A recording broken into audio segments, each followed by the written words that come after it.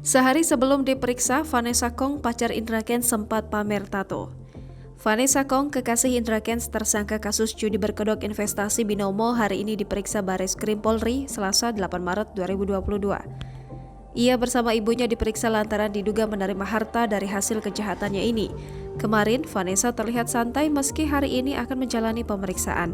Di halaman Instagramnya, gadis berusia 20 tahun ini mengunggah dua fotonya menghadap kamera. Di foto ini, Vanessa memperlihatkan tato temporer di lengan, tangan, dan pahanya. Tato hitam itu cantik dan artistik. Di kedua tangannya, tato itu bertuliskan huruf Cina. Tak ada keterangan dari unggahan pada Senin 7 Maret 2022 ini. Di Instagram story-nya, Vanessa mengunggah foto dan video pendek.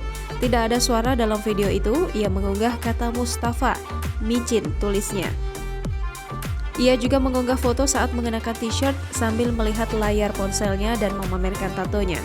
Terakhir, Vanessa Kong membuat unggahan 2 jam lalu di Instagram story-nya.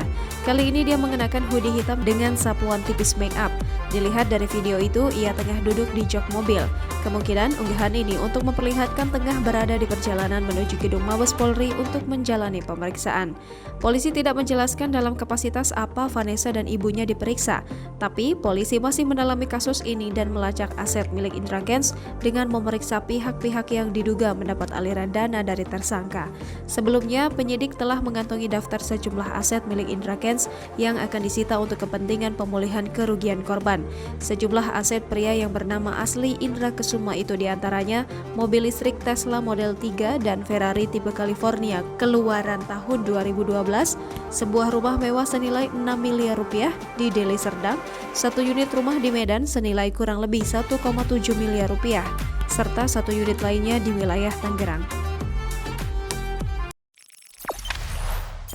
Jangan lupa subscribe, share, komen, dan like ya.